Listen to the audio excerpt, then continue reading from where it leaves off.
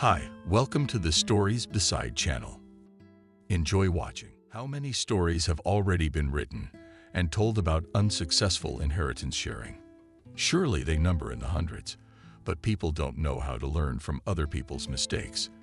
Every time we listen to a family squabble over the inheritance of their late grandfather, we think to ourselves, what a savage thing to do. There is peace and quiet in my family. That would certainly never happen. And then, a couple of years later, we ourselves become the heroes of such stories. An unpleasant truth that you do not want to admit to yourself. In the family, Kurpatov themselves thought the same. But first things first.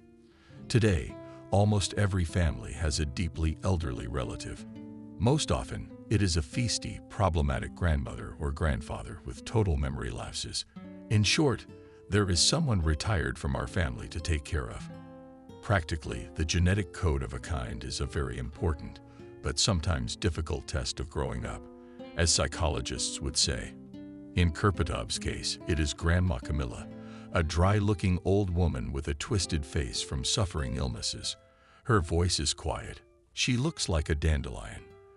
But in fact, Stalin was wearing a skirt. She has already raised a generation of grandchildren who have categorically decided that her great-grandchildren will never be taken under her wing. Camilla was a child of the post-war era. Her family was large. Mind you, large by the standards of the time for ours. Just gigantic. Her mother gave birth to 10 children, who by some miracle survived. And now, with enviable consistency, they have poisoned the lives of their descendants. It's a sinful thing to say about the elderly, you say, and you would be right. But only a person who has survived on his shoulders the eternally present suffering will understand that. And then to top it off with insults like a sailor on and off. Caring for the elderly is hard work. Often, it falls on just one of the children. Let us imagine the situation of Camilla, who had been brought up by her own mother and gave birth to 6 children. Think of 6 children with a difference of literally 2.5 years. Now they were all well into their 40s. Camilla herself was very much in her 80s, and all, of course, had their own families, their own affairs, their own needs, and their own standard of living, which one had already managed to get used to, and in which the capricious elderly child did not fit in at all. When it became clear that Camilla and her family simply could not live on their own, the question arose, and the forerunner of moms was such an old lady. The ambulance managed to break her leg in 3 places due to rash decisions, effectively ending her independent life. The doctor yelled and argued and swore. By no means, true or false, could the grandmother be left alone. A round-the-clock nurse is, of course, not a bad solution. But now, with this more difficult, finding a decent worker is almost impossible. And Camilla was a woman of means. The children couldn't even imagine. God forbid, some scoundrel steals their grandmother. There would be investigations and trials. And all this red tape, who needs it? The option of a nurse dropped out at once. None of the children were willing to risk their family values like that. So at another holiday, this was the key issue. Camilla also sat at the table in between, but she did not show much interest in their plight. She had a talent for acting like furniture. Oliver, the eldest son, joked that she laid too much on the couch, so she literally merged with it. The joke, of course, is wicked. But Camilla herself is no scarlet flower and did not deserve this. In general, the grandmother sat by the bread. There were times she would bang her spoon on the plate. This habit infuriated literally everyone. That is why the already heated situation became more acute. Oliver Liam, Laura Anna Noah, and Katya were all in seniority here. All have families except the last brother, Noah, became an avid careerist, so the search for a spouse to marry was left for later. I must give credit to most of the second half of this husband for not remaining quietly indifferent, imitating Camilla, because they probably understood that their words here are less weightier than the words of those who are related to this not very normal woman. The only Emma who was silent from the beginning of the evening was Oliver's wife. She wasn't a bad person, but she was squabbling. She was something of a market woman. She seemed to come from a successful family and was moderately pampered. Didn't need anything. She didn't miss her husband either, but she had the vein of an old, deprived pensioner. And even at 20, it sometimes made itself felt. And in this situation, well, Emma could not stay away when the fate of her inner and outer harmony was being decided, which she did not fail to mention for the fourth time. It's enough for me to communicate with Veronica in the format in which it exists now, Emma said. Everyone understood when she switched to clerical. The case is trashy. I'm sorry, Grandma. A little later, the woman added. He deliberately put out such a disgusting face that even Camilla could see behind the veil of glaucoma. No offense to you, I just wouldn't want to disturb your peace of mind. Grandmother, it must be said, simply didn't care as long as the situation allowed her to ignore those around her. She didn't mind it. As for Camilla, she disliked her in particular. You know, there are times when two female relatives of the same sex have such a genuine hatred that even words can hardly express it. This situation was just about these two ladies. While Emma was once again telling me how much she didn't want to embarrass her grandmother, everyone else was silent. Honestly, even without Emma's voice, which became a little squeaky at these moments, it was sickening. Needless to say, now everyone understood that until the grandmother issue was resolved, no one would get up from the table. But no one wanted to get up with a new burden, even if it was only 50 kilograms. I will express the general opinion. While we were walking at 6, all eyes turned to him, though Emma continued to say something at her end of the table. It was kind of like the wife was in the crosshairs this time. If I say that we have another option, which for some reason we are not considering, a nursing home, Laura said in an eerily dull voice. That's what you were going to say. That's all. Is that what you're trying to say? Don't start. I interrupted her. It's not the same thing. Don't talk about my baby like that, or I'll turn your head off. So you can't say that about the baby. You can talk about your mother. Katia stood up in silence until now. She hated all these arguments to the point of trembling. She always had a keen sense of justice, which did not allow her to keep silent. At such moments, Oliver bellowed softly and slammed his fist down on the table to make it more convincing.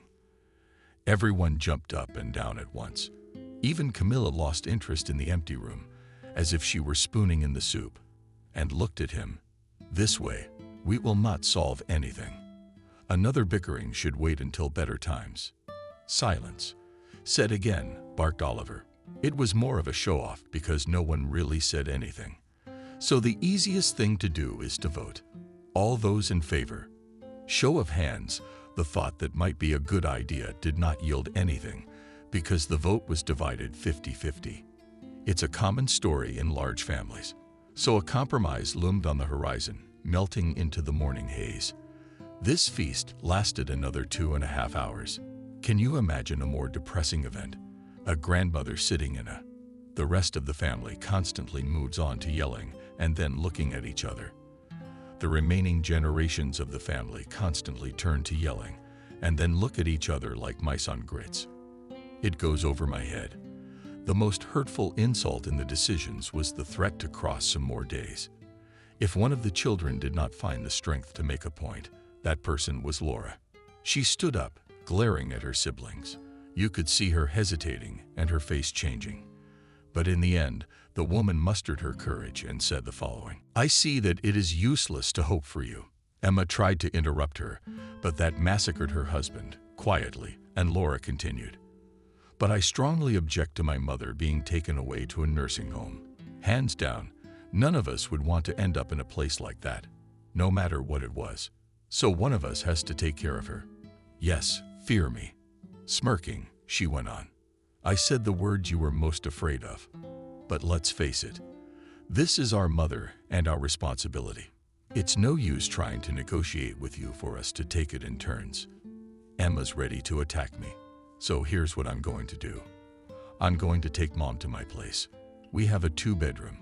It's no big deal. Me and Sonia can squeeze in. At least you sent money to support her from time to time. That would at least be fair. Laura's husband was at the table too. He overheard his wife's speech quietly. It was obvious that such a development had already been discussed in advance. Therefore, it was not a shock for the man. He only nodded in response to his wife's words, thus expressing his agreement. It was amusing to see the change in the faces of everyone present. It was as if Laura's words had made them blossom after a long winter. That's what taking responsibility does to people. The atmosphere changed dramatically. Ordinary conversation flowed around the table. Some jokes were heard somewhere. Liam started cracking jokes. In short, it looked like they were ready to rip each other's throats out just a minute ago, just to dump the elderly mother on someone. The gala wrapped up pretty quickly. Veronica's. From that day on, the life of this little part of the family changed a lot. As later Igor will say, they voluntarily agreed to settle in the house of Gorgon, who knew neither rest nor mercy. The parents tried in every way to make sure that the antics of Veronica's child, resulting from the influence and whims of her grandmother, did not work in any way. One day, Laura came home and found Sonia crying in the corner. When asked what had happened, the girl said that Grandma Camilla had broken the leg of the floor lamp and had begun to beat Sonia with it, saying that it was all her fault and that the rats would eat her. As Irene was telling this, she burst into tears even more, and Laura felt that she had never been so angry with her mother. The old woman had locked herself in her room and would not come out in response to her daughter's cries. Laura had no choice but to call. Her husband, despite being so busy, answered at once. Laura cannot talk for long. I am busy. What is the matter? Do you know what my mother did? I don't know how to put up with her. God knows, Gosha. I'm trying. And she told me briefly what happened. He shouted something to a colleague and then went back to listening. As the story drew to a close, Laura could clearly hear him gritting his teeth. You know, I'm not crazy about your mother. Perhaps a nursing home was not the worst option. Laura had already thought so herself, but admittedly, it was hampered by total guilt and shame. Here's what you do. Call your brothers and sisters. Have them take her away from us, at least for a couple of weeks. We all need a break. And you take some time off to go on excursions somewhere. Otherwise, it's out of bounds. I'll make my own arrangements with the school. Thank you. With a heavy sigh, Laura answered and hung up. But of course, there was no rest. Laura's bonus was just a lot of nerve-wracking. No one wanted to take it. Not just for a couple of weeks, not even for a couple of days. Everyone suddenly had something to do. Even the one who was on vacation. As a consequence, Laura also had scandals with certain relatives. And what happened next? Can you easily surmise the original arrangement? No one thought to abide by it. Money for Mom's care was also transferred under the table. Laura had to call every month to remind her. First, there were awkward apologies, then promises to transfer the money someday, and more. Laura, you know we are going through a hard time. In the end, she was simply told to go straight to hell, and all the expenses were passed on to Laura and her family. Have you ever cared for a deeply elderly person? If not, you are not even close to knowing the scale of the expenses. First of all, regular visits to the doctor became impossible because Camilla was now unable to travel long distances on her own. Even the question of taking a cab on her own fell away. Even though it would have been cheaper, it was necessary to pay for the doctor's visits to the free clinics. Not a cheap treat. At first, he went once every 3 days. Then we switched to. Secondly, medications. Elderly people have a whole bouquet of diseases that require large financial investments. Every month, about $7,000 are spent on medications. That's without taking into account the additional therapy with medical equipment and massages, so that my grandmother's muscles would stay in order from her sedentary lifestyle. Third, nutrition. The doctor kept repeating how important nutrition is at Veronica's age, saying that it can dramatically prolong her life. Therefore, it is worth giving preference to the most expensive foods in the category. Her body is delicate and fragile, and she has an ulcer. This kind of intimidation is practiced by many doctors. How fair are they? It's hard to say. But Laura listened, so there was a shelf in the fridge just for Veronica, which abounded with fruits and vegetables, good cheese, and so on. And the fourth is, of course, regular checkups. Normally, it is desirable for a person to check the condition of the body about once a year, sometimes every 2 years, when it's an elderly person. For such a venerable age as this, need is reduced to half a year, and sometimes up to 3 months. The doctor said it's better to be early. It is better to catch it beforehand than to treat a more terrible disease with expensive drugs.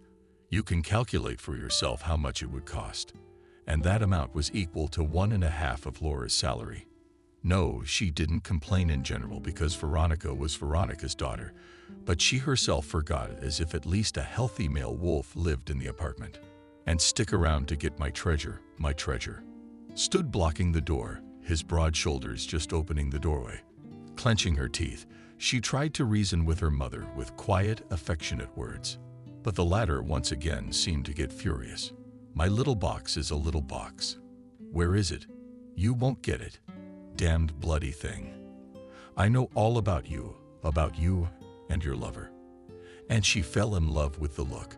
It was useless to prove that they had been married for so many years. The box, in which the old woman had changed everything, lay just under her pillow. The best place no one would ever get into without him knowing. And when Laura was doing her laundry, the grandmother snatched the box right out of her hands and ran off with a sneering giggle into the next room. There, she would roll her old bones in a chair and stroke the box so lovingly that it became creepy. My pretty one, we won't give you away to anyone. My treasure is my treasure. So the cursed box was known to all. On the outside, there was nothing remarkable. An ordinary wooden box with some paint on it. It was locked with a double lock, and the grandmother also had a tendency to re-hide the key. Once she told me that in the box lies an old gold coin worth a fortune, so expensive that you can sell it and live to the end of life. But of course, the old woman was saving them. What else could it be? She wouldn't let anyone near her nickname. So the box became the most coveted of all the legacies that Grandma could leave. But she had nothing else particularly attractive. It was an old apartment, a Khrushchevka in the suburbs. She looked as if she were the same age as Veronica. For pennies on the dollar, no one would rent it for more than $5,000. It was too much to live in. We should try to renovate it, to be able to stand such an environment at all. So everyone secretly hoped there would be that many coins. Veronica's dementia was worsening by the end of the next year. She finally got possession of the property in the old lady's head. Laura held on with the last of her strength until, one night, her torment came to an end. The ambulance didn't even have time to arrive. Camilla left quietly and silently, which was surprising in itself. In life, her mouth hardly ever closed. And in death, apparently, the elderly woman decided to preserve a certain mystery and peace for her exhausted soul. Is it a joke to live 90 and a little years and spend almost all the time with good memory and reason? Laura heard somewhere that only the best people leave this world in their sleep. Well, it's possible that Veronica never learned something. Everyone got involved in the funeral arrangements. All the brothers and sisters came. So much activity began that Laura at one point just gave up. Let them sort it out themselves. She had already suffered enough. Now it was the turn of those who never had time for their mothers. Naturally, as is customary, distant relatives arrived, all wanting to offer condolences to the children. Poor little Camilla read to one of the many aunts that Laura barely remembered. She was so blue in my arms. Not about anything. Everyone humbly lowered their eyes and sympathized with the grief of a woman who was 20 years younger than Veronica. But she held her in her arms all her childhood. Then I stood next to my wife and squeezed her hand supportively. All is well. Laura, soon this theater of the absurd will be over, and we will all go home. Thank you. Barely heard, replied Laura. But she kept her emotions in check. She was having a hard time with it, and yet her husband's support became invaluable.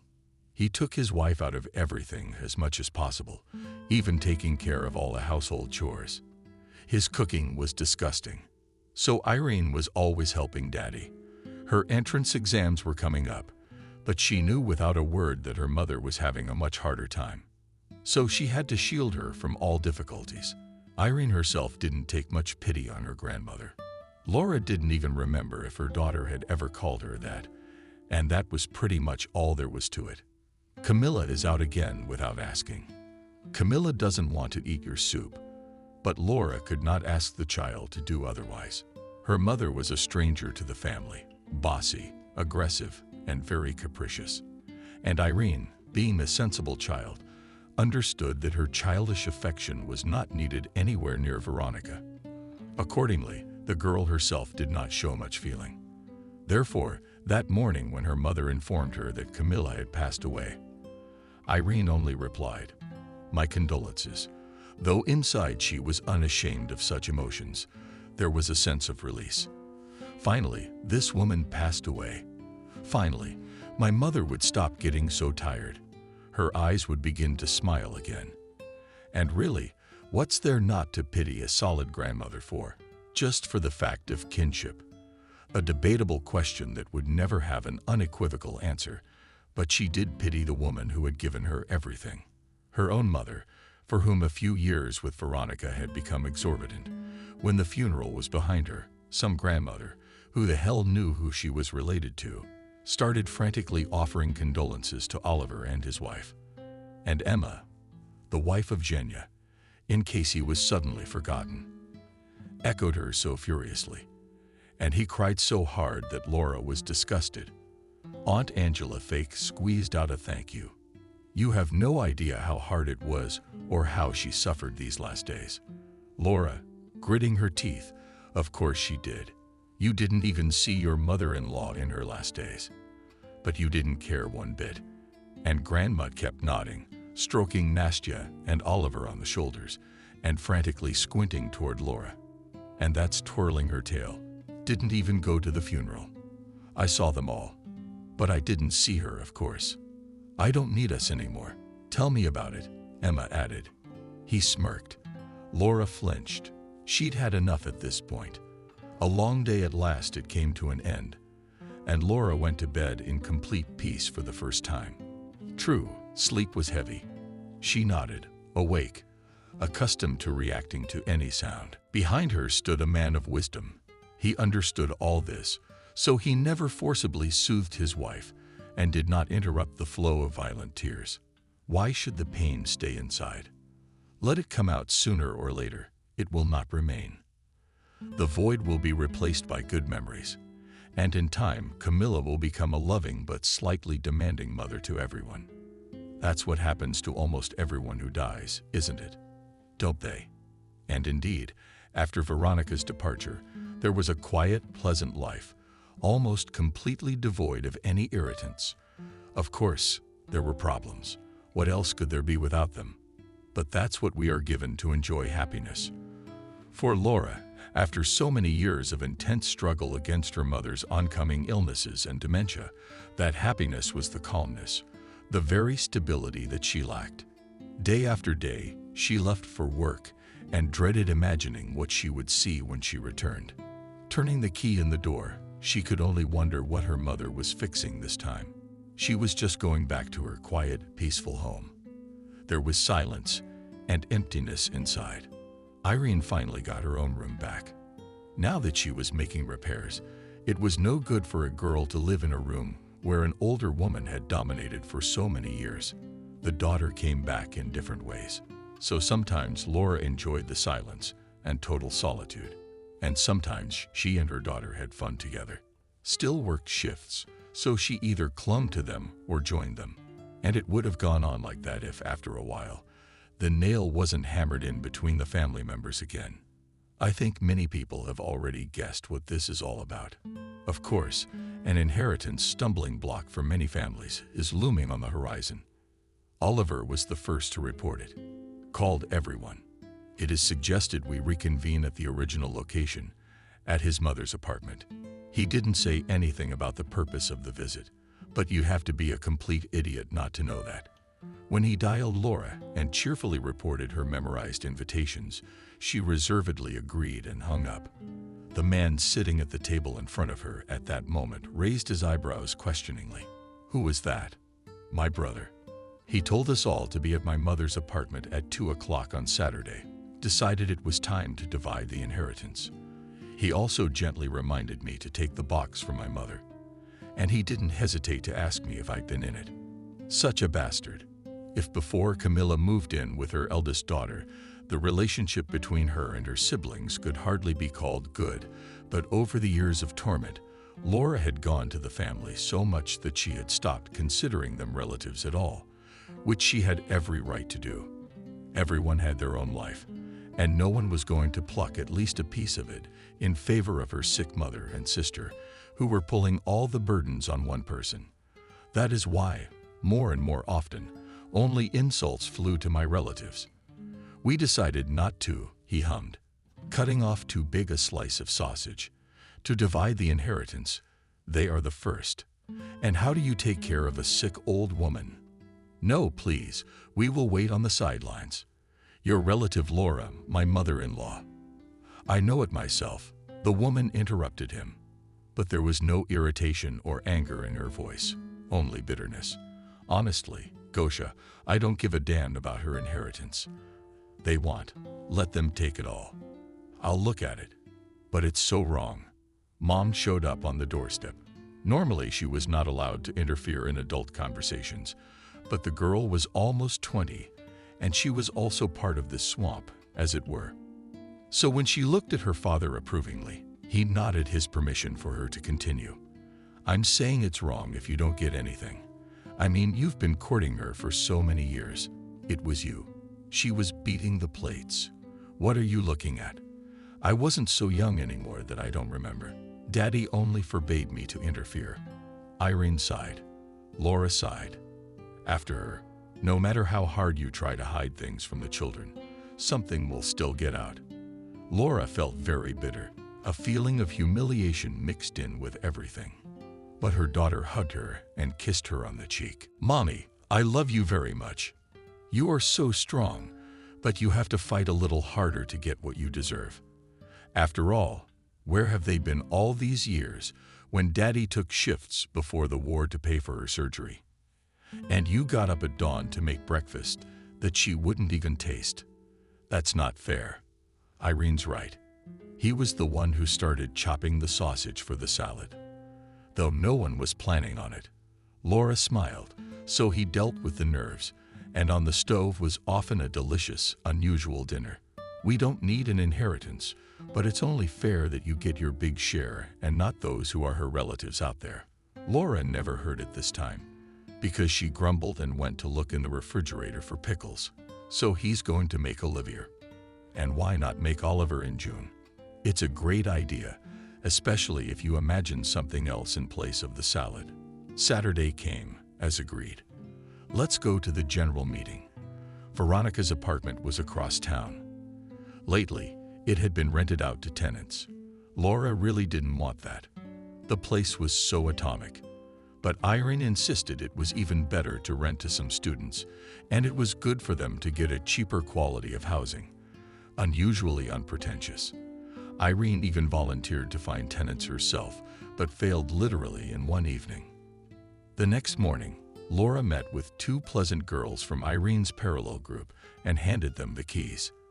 They lived quietly. The neighbors did not complain about them. And now, in June, after the session's closing, the girls left for their cities. Laura promised to keep the apartment for them unless something unforeseen happened. She had no way of knowing who would eventually claim the couple's rights. So she told the girls in advance that they might have to look for another place to live. But for now, there is no need to panic. Laura came to the apartment for the first time since the students had moved in. And what can I say? She was pleasantly surprised. The place was as clean as it could be. The girls had even redecorated one of the rooms. The walls were without wallpaper. The girls repainted them a pleasant shade of beige. They ordered new windows. Laura's older brother was already at the apartment and strongly approved of the change with his sister's light hand. How so? So, at a loss, Laura asked her daughter, "When my brother went away, why did not the girls tell me? I would have paid them back for the repairs." "No money." Irene cut me off. "First of all, both my good friends and I can guarantee that their parents decided to do the repairs. A gift to you for letting their daughters live at such a low price in an apartment with all the amenities. It's not even cold in the winter." Laura still looked at her daughter confusedly, and she certainly didn't see this place as an apartment with all the amenities. The place was for rent, true, for a purely symbolic price of $5,000. So it was only 2.5 months per girl. "That's how they thank you." Irene summed up and hugged her mother. "What's the matter? What if they don't let you live here next year? I don't know who will get the apartment in the end." "Irene, that's not how it works." "That's how it works." Irene interrupted her. "And they didn't do it to make sure you'd put them up here for another year. They have thanked you so much for this year because you are a very good hostess. The rent is small. You didn't go to them without their knowledge. You didn't bother them. And when they flooded the neighbors downstairs, you ran to them at night, solved everything, and took care of all the expenses. That's just gratitude, Mom. I understand that after all these years of living with Veronica, you are used to it, but people want and know how to be grateful." With these words, Irene left her mother and went to say hello to Nikita and Lena's children. Is this a good time to discuss why we are all here? Let's begin by honoring the memory of our late mother. She was a good person, and she deserved such a long life. Everyone emptied their glasses without a toast. Laura remained silent. Though silence was the hardest thing to do, Irene was called out to by her cousin, and she calmed down a little. "Oliver has just begun his speech, as there are so many of us here. I think it's no secret that we have to move on to sharing all this. Our mother, of course, did not have much, but because she was an honest person, she gave us all to her children." Such blatant lies annoyed even Laura herself, but it couldn't be helped. It's the way things are. Why break tradition? And who in this situation needs the unsightly side, which in the school matured for so many years so reasoned? She was silent again, letting her relatives exchange sighs. How hard had life become without Veronica? How much she lit up their every holiday with her mere presence. It was nice that the faces of the younger generation at this moment said quite the opposite. Not just Irene, but all the kids, including the youngest, who was only 9. It clearly showed that it was about some other grandmother they didn't know, but everyone had been trained not to open their mouths while the adults were talking, so they only had to stare at this farce uncomprehendingly.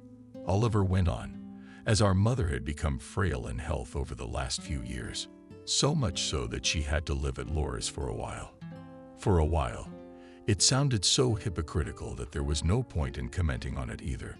Laura saw her husband tense up, but she remained unmoved, listening to what Oliver had come up with. "What is such a long eyeliner for?" I asked our beloved sister.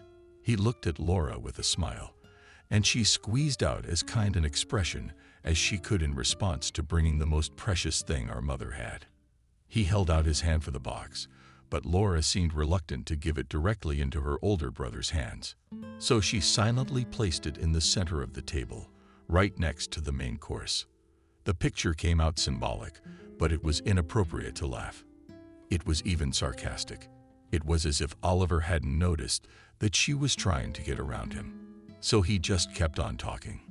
His attention was now completely captured by the coveted box. Laura saw for the first time how a man's eyes could burn brightly at the sight of something. Mother spoke, continuing, "This box holds some old coins capable of enriching us for the rest of our lives. The time has come to divide it among us all equally." Laura guessed that the concept of equality was no longer hers, but she decided not to talk about it out loud. Still, it was necessary to interrupt her brother for a moment. The repair, which the girls had started, had not gone out of Laura's head, so she really wanted to do something to thank. "And, before we divide what is in the box," Laura started, Let's solve one question. The girls who rented this apartment from me did the renovation here. I rented to them at a purely symbolic price. For $5,000, I would like to make sure they can move in next year. Otherwise, it doesn't seem human. What do you think? She looked questioningly at the congregation. Every emotion ran high in the ranks of the relatives gathered. Emma showed squeamishness on her face, which was in principle her characteristic expression. Oliver leaned over and interjected something. Liam was talking to and looking at Laura with displeasure.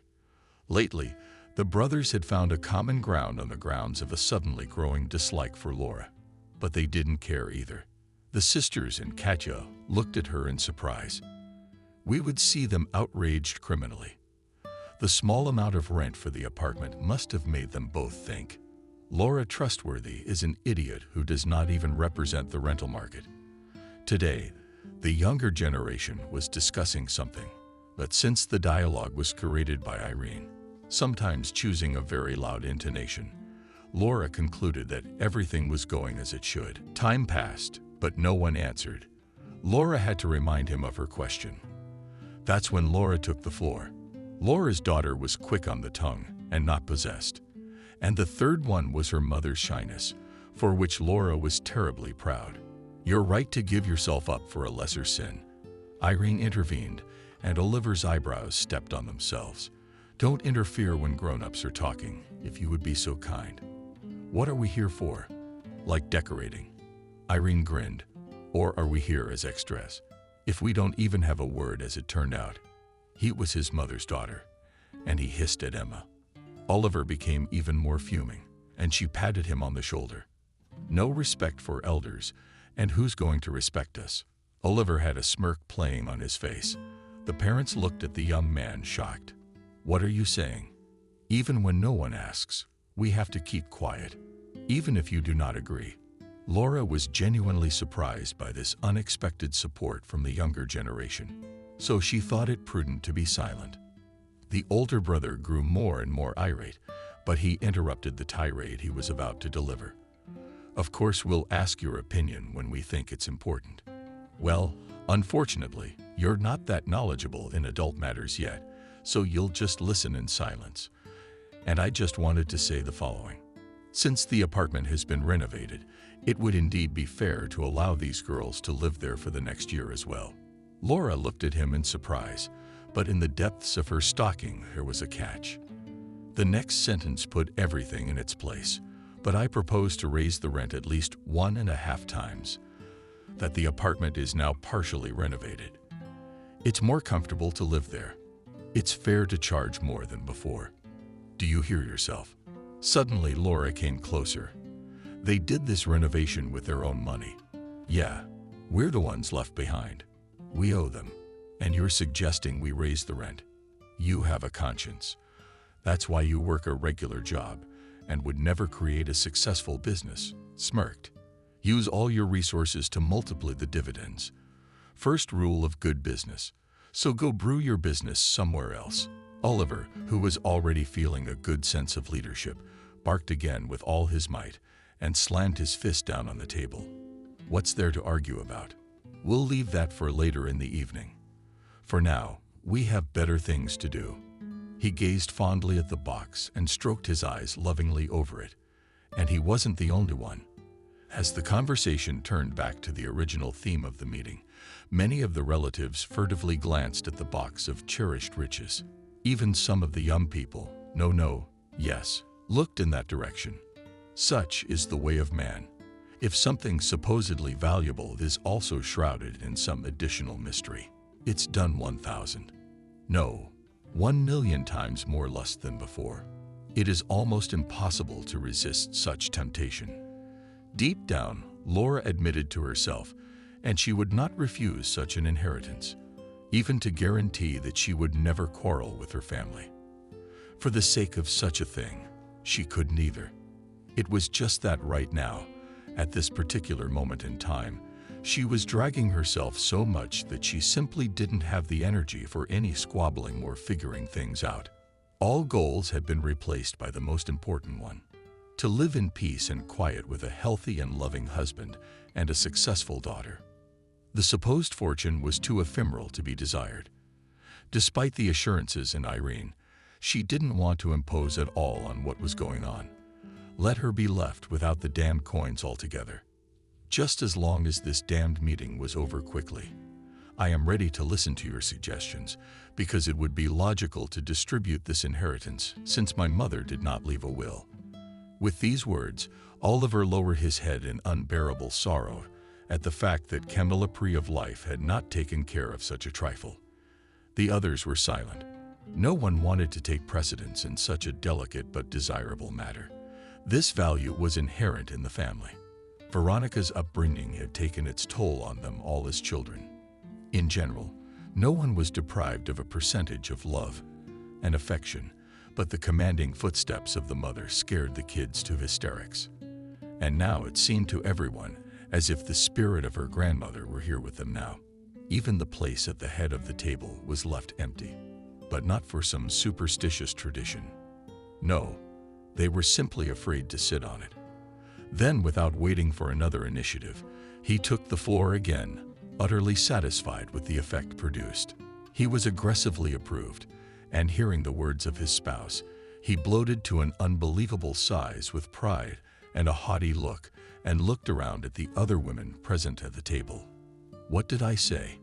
It was considered in her eyes that the right choice of a husband is a whole art. But if she hoped that the remaining family members would hang themselves a little and accept the offer, she was deeply mistaken, maybe crushing her family with authority and not being so difficult.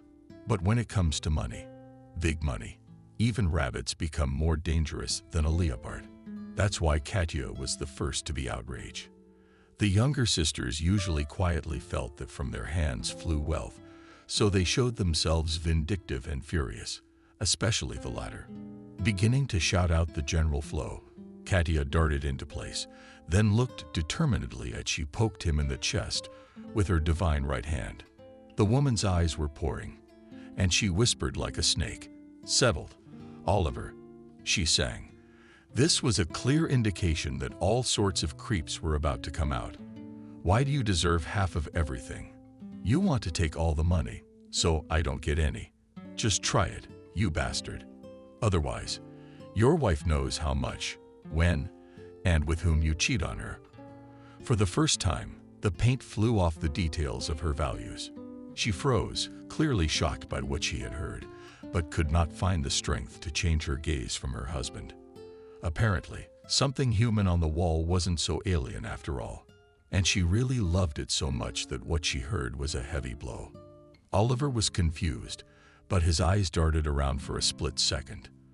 But on tearing his gaze to the box, he picked himself up again. He put a mask of holy innocence on his face and continued to say, "Katya, how low have you sunk?" "My little girl," with sorrow in his voice, Oliver replied. "For some money to slander your own brother. You are your own wife and mother.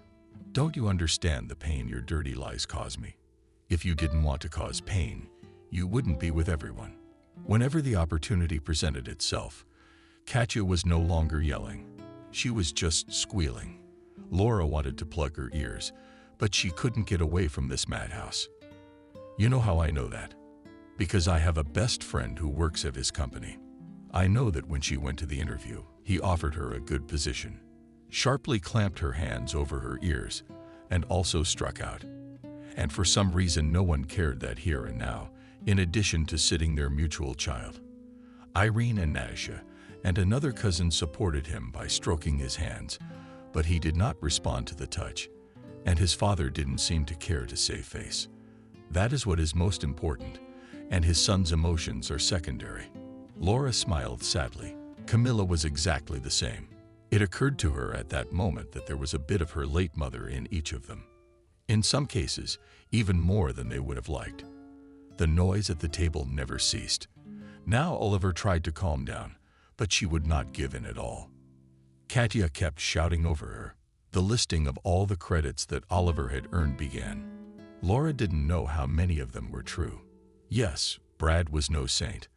But the younger sisters seemed determined to attribute all 7 deadly sins to him. Increased exponentially. And why the hell should you get the most? Because your mother gave birth to you first, so you were the most unloved son anyway. Your mother always lamented that she gave birth to you. You never even helped.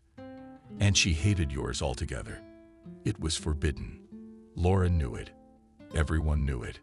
Camilla really had no enthusiasm for her daughter-in-law. Moreover, she was sure that she had seduced her innocent son to get all his money the day she met him, as if a cat had run between them. And even after almost 20 years, no one had been able to catch that cat. Her voice broke off, but she came to her senses quickly. I'm done. I'm out of here. Katya rejoiced, echoed her. The brothers were silent, and Laura sensed that they were intrigued. Was not a person to be pitied, so her departure did not particularly hurt anyone. But the fact that she chose to leave the vow so defiantly as the time approached the sharing was unusual. Even her son remained seated in his seat, waiting only for the good, hearty Lenashka, daughter. She wanted to run after her aunt, but she was not allowed to. Already did not realize that he was in the minority and began to speak with less confidence. If you don't agree with me, suggest other options. A lump in my throat to swallow. It wasn't working. So the brother spoke more quietly now. I propose not to distribute according to seniority. The one whom my mother loved the most would get the most. Katya said honestly and proudly folded her arms across her chest. She had a distinct advantage here. Veronica's latest daughter was also from another man. Presumably, her uncle was the only one her mother loved more than herself. So later, Katya was indeed pampered by her mother more than the others.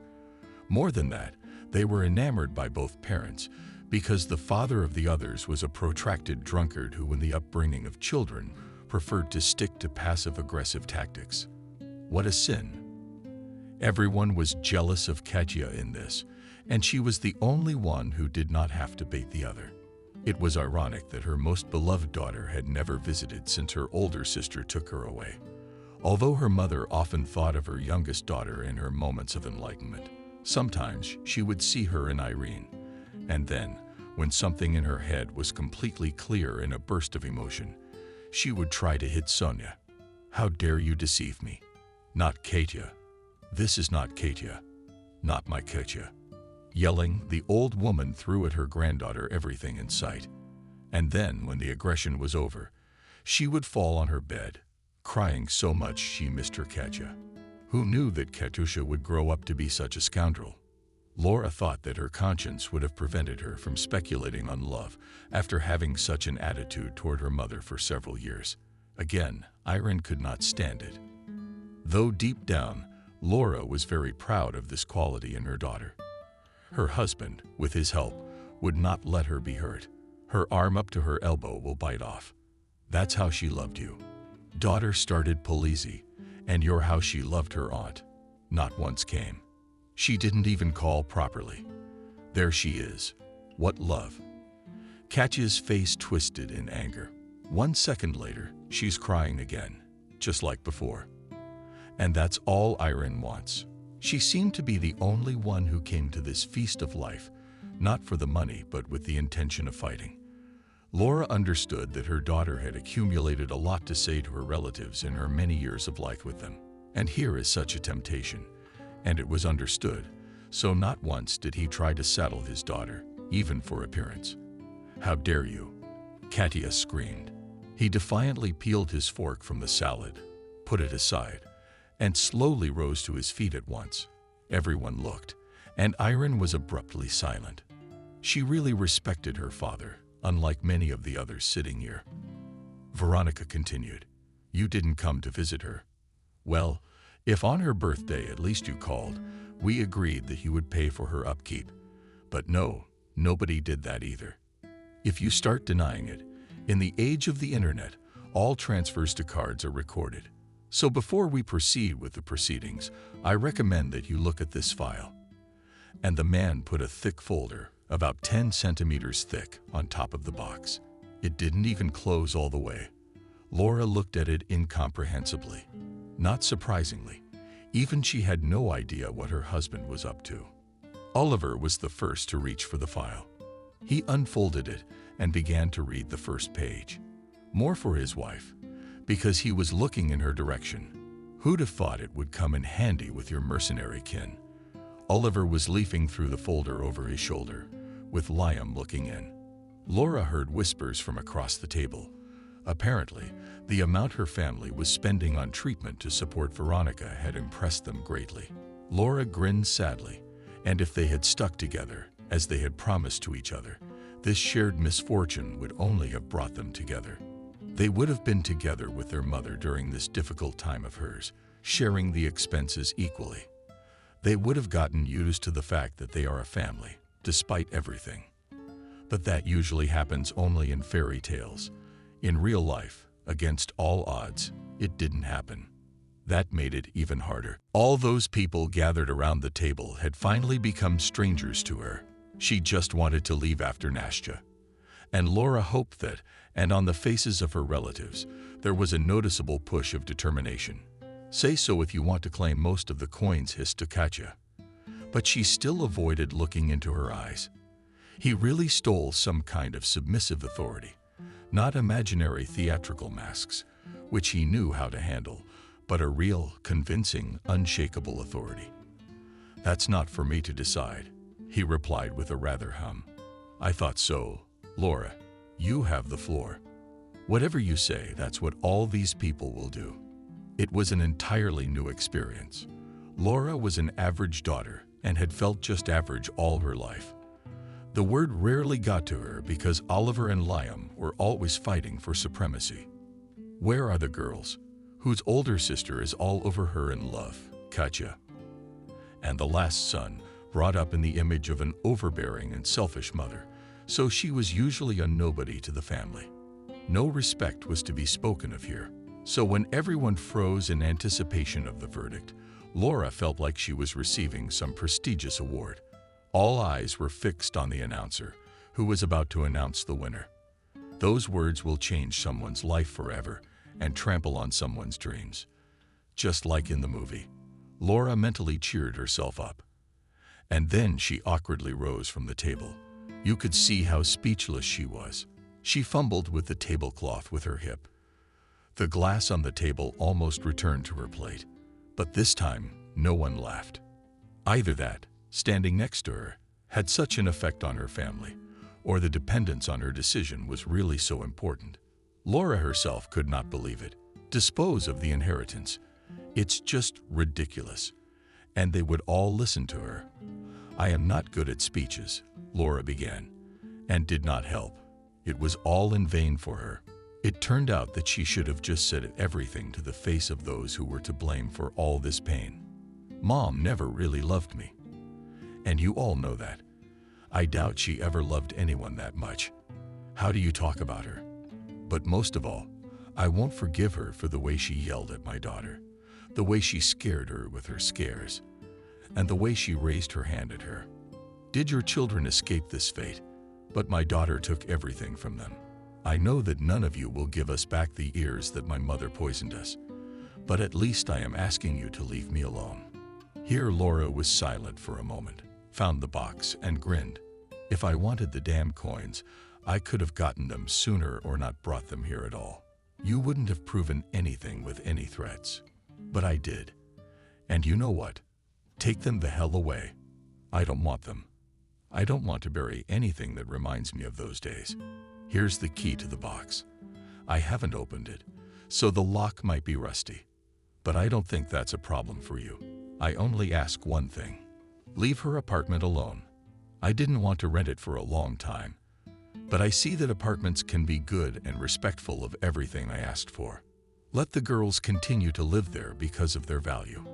That will be enough for me. Who will this apartment belong to? I don't care.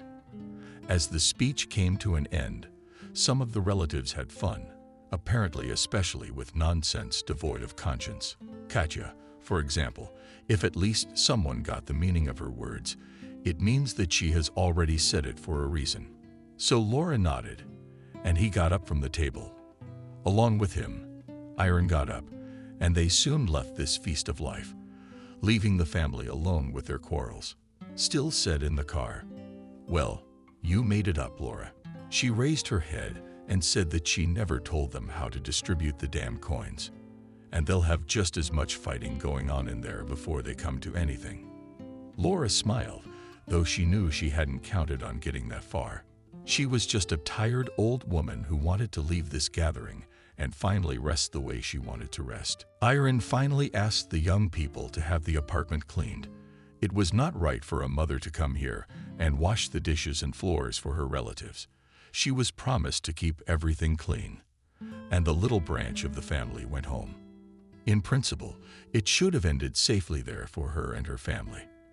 But that was only for Laura. The rest of the family was left to share in the unjustly acquired wealth. And a little later, Laura found out how it all ended. And she, Igor, and her daughter laughed for a very long time. After they left, the bickering went on for a long time. Moreover, she came back and had to briefly recount the missed events. It turned out that she did not go very far. So when Laura and I prudently decided not to take it away, what was she going to do here? She was a sight for sore eyes, and the comprehension on everyone else's faces made it clear. No one had expected that the upkeep of their elderly mother would be so expensive, but there was nothing to be done. Facts are stubborn things. So, she took all the coins, and then she saw for herself that the box lay in its former place in its former condition. Obviously, no one had ever been attracted to it. Then, since you don't want to divide by seniority, let's just divide equally. Oliver wasn't particularly happy about the idea because the prospect of getting more than the others was rapidly fading. But even if he decided to backtrack, then it was probably a hopeless idea. So he nodded. From everyone else's ears, there was no muffled approval of joy in the voices. After the facts and Laura's tirade, enthusiasm waned. On the whole, the prospect of dividing the coins equally was at least not so bad. That way, it was more likely they wouldn't get as little as they might otherwise. Plus, Laura finally made it clear that she had no claim on the coins, which meant that it would have to be divided among the 5, not the 6. You don't have to be a mathematical genius to see that the layout is more successful. If you think the next thing is that everyone has just quietly opened the box. You're right. Oh, they didn't. A bit of bickering ensued as to who was going to open it. The atmosphere of mistrust ran wild. What if someone opens the box? Then a few coins would be discreetly thrown in. How would one then prove it? Here, for example, Liam worked as a surgical assistant. They had to have dexterous fingers by nature, didn't they? It's not far from financial fraud. If you think this is all just a joke on us, well, it isn't. Such arguments were indeed heard at the table, making the situation even more ridiculous. The relatives again began to argue furiously, insulting each other under the stars. All in all, the catfighting took on its original proportions again. Children began to interfere with them for a long time. Fatigue was taking such a toll that it was getting harder and harder to sit and keep quiet. In the end, Oliver's son interrupted the beginning squabble. He suggested that the box be opened by someone everyone trusted. For example, she twisted and turned the box in her hands and pressed the wretched key, but it would not budge. Many pairs of eyes watched her without looking away. The game of who gets pissed off or doesn't hold out first predictably began, and it turned out in principle that it was a lady to risk. And here, she even pushed the girl herself. That means tears multiplied. Those who did not reassure the child threw themselves at Nastya. Give the box back. Why in the hell did you even grab it? The woman was already frantically shoving the unfortunate key into a small hole. She appears to have taken the wrong path, as she has yet to overcome this barrier, unlike Dasha, who at least coped with the obvious task without a problem. In the end, everyone fought again. Give me the damn box. Don't give it to him. Why me? Because you're not supposed to pick up anything at all. Liam is hysterical. Why did you come out of your swamp in the first place? Kikimora, don't yell at me in front of my kid, and nobody cares about my kids. Why don't we think about them? No, no one does. You don't have to show your cards at all, do you? Let's stop making such a scene. Let's just split the damn coins, that's all. The dialogue, of course, probably wasn't like that, but we got the gist of it. Next comes a new wave of hysteria about who is going to open the box after all. In the end, it was sort of agreed that Oliver would open it by his favorite right of seniority and banality, because he had more power than the others. And the others were to clearly watch and observe the process, in case Oliver made any sabotage about it. So, to recap, Oliver started his play and began to recite loudly. Here's what we're going to do. We're going to leave the table and move into the hall. Everybody stands in a straight circle. It sounded like kindergarten, but everyone listened very thoughtfully. And I slowly opened the box. As soon as we see something, I'll put all the coins on the table, on the tablecloth. We'll count a few times and divide everything up. It's clear to everyone. Everybody's all right with that. Oliver almost gave away his favorite. Let's vote, but I cut myself off in time. If they start voting too, no one will get home tonight. There were all kinds of cheers, of course. Otherwise, let's not give them money personally. It's for the balls already open. Come on, I don't have the strength anymore. And you won't believe it, but it happened. The thing that everyone had been waiting for happened. Oliver finally opened the box, or rather, not so much. He even tortured the lock with a hint of a miserable little key. He even poured oil on it and rusted it, and the lock finally gave way. And the next thing was supposed to be just like in the movies. A miniature chest should have opened in front of them, stuffed to the brim with coins that gave off a pleasant yellow glow. What the hell was that? It didn't seem to be. The speaker seemed to be positively impressed by the contents, but no one answered him.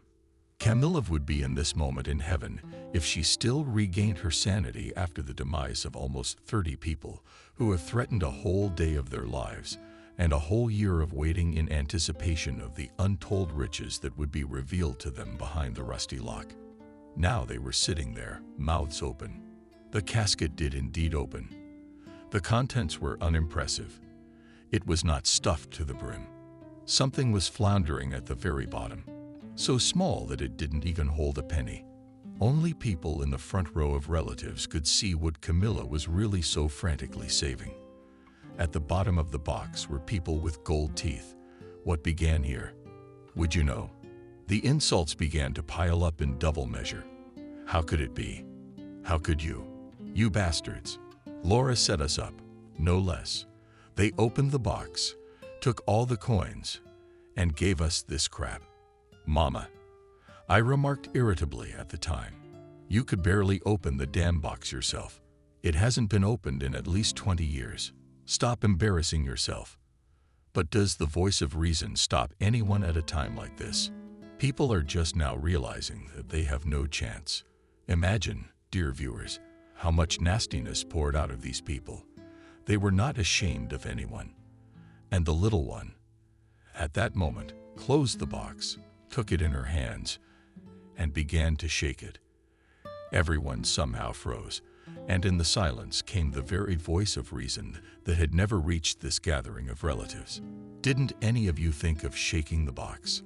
On that note, we put the Kirpat family on. They have a lot to say to each other. Subscribe to the channel.